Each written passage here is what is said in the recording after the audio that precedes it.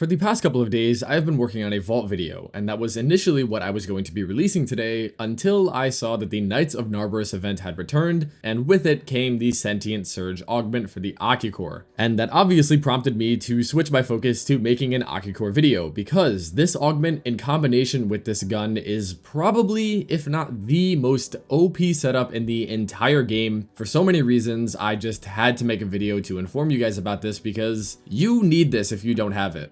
It is one of my daily drivers for pretty much everything in the game. Ocucor is a sentient corpus amalgam weapon that you get from I think the Corpus lab in the dojo. Once you get it, just some, normal shots, you'll see that it is a secondary beam weapon, and for all intents and purposes right now, it is looking pretty similar. But if I get some enemies in here to demonstrate what the unique trait on this weapon is, you will see how this thing can get so broken. Alright. It does have innate radiation, as you just saw right there, but as we get kills, you will notice that now I am shooting this guy and that guy at the same time. And if I get another kill, you will see that we now have 2 additional beams. If I continue to get more, you will see that we are generating additional beams for every kill that we get, which automatically target enemies within a certain area around your reticle. Reading off the actual unique trait, and it states that kills generate up to 4 energy tendrils that lock onto enemies near the reticle, and tendrils reset on reload. Now that is a very, very big part of this, because even though these tendrils have the exact same stats as the main beam and act as if you were having 5 different guns shooting different enemies, resetting on reload means you would need to stack them up every time, and the weapon only has a magazine of 60, and is why nobody really cared about this gun until we got the Sentient Surge Augment, which states that each target eliminated will refill 20% of Ocucor's magazine, and the status chance and critical chance are increased by 60% for each tendril active, which comes out to 240% for both of those stats at the maximum of 4 tendrils. What this augment allows you to do is have an infinitely reloading auto-aim turret that all you need to do is hold down left click or your shoot button and look at enemies and you will fry them all. Now, even with these low-level enemies back in here, if I just continue to shoot, I should pretty much never run out of ammo, even though I only have the 1 mod on right now.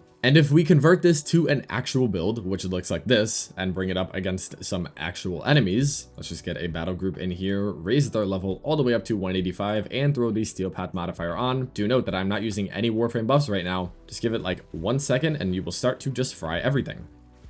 Obviously, you need to build up those stacks, but once you do, yeah. It just deletes everything for you.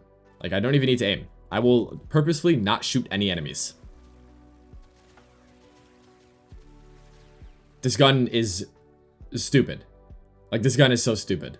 Here's what the mod setup looks like. Galvanized Diffusion gives us 230% more multi-shot when at maximum stacks, but it also multiplies the status dot damage as the Ocucor is a beam weapon. If you didn't know, beam weapons in Warframe work differently than any other weapon category because multi-shot doesn't just add an additional beam when you pull the trigger, because that would just not make sense. Instead, what multi-shot does is just multiply your final damage by the multi-shot amount that you have. But because that would then mean that the status chance on beam weapons would really suffer, it also multiplies the status chance. So the 72% that we have here is going to get multiplied up to over 200%. Yet for whatever reason, this multiplier also extends to the dot damage of beam weapons, which means that the heat procs that we get off of the Ocucor are going to be 2.3 times stronger than another identical weapon triggering heat with the exact same build if it wasn't a beam weapon. Galvanized Shot gives us up to 480% more base damage when we do get these 4 elements on an enemy with the weapon, and that happens very easily because, like I said, the status chance is absurdly high and it is a beam weapon, so it is ticking 2 times per second, which means that we will be getting the extra 25% base critical chance from the puncture status, a 325% boost to our damage from viral, radiation is going to crowd control them, and then heat is going to do heat things. Lethal Torrent is more fire rate and multi-shot, which are probably the best stats you could get on the gun.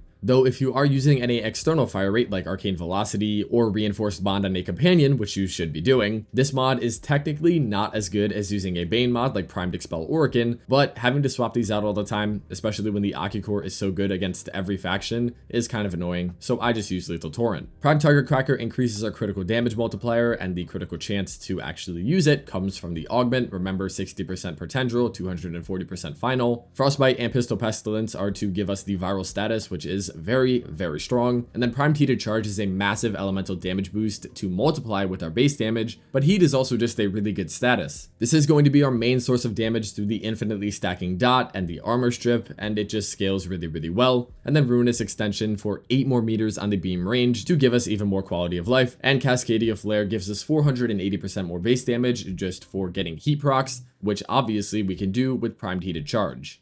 And again, with absolutely zero Warframe buffs of any kind, just bring it up against these enemies. Do you see how quickly we are stacking heat, by the way? Like 80 heat on that guy in just a couple of seconds. And that is because beam weapons with multi-shot are just disgusting with status.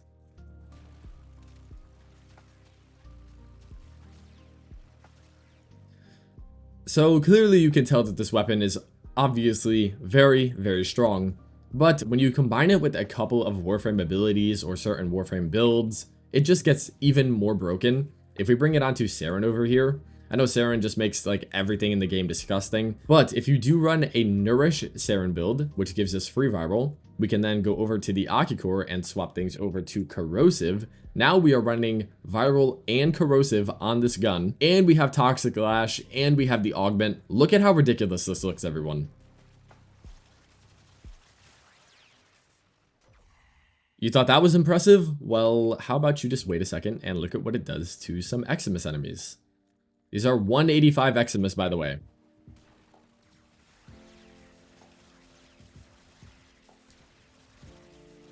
It just deletes them. Like their health bar just goes from 100 to 0 almost instantly. You can also use this on other Warframes who have forced procs like Cyto9. If we bring Cyto9 out here, I don't know why my chat's open. We bring him on the Ocucor. I'm going to swap it back to viral because we are not going to actually be modding it for corrosive. We are going to be using it with blast because this is a really, really goofy build. We do actually have Nourish on this one. Kind of forgot, so I could have kept the corrosive, but let's get these enemies back in here. Hit him with this, hit him with this. Has a slower ramp, but then the blast status is actually disgusting with all this AoE. This is a really short video just because I wanted to let everyone know that this augment was easily acquirable from the Knights of Narberth right now. All you got to do is head over to Deimos and go up to Sister, and then you can buy it for 50 mother tokens, which is ridiculous. So yeah, get this gun, get this augment, and have a good time being able to run through missions and have nothing be able to stop you. Enjoy the gameplay. I'll see you tomorrow for Vault. Peace.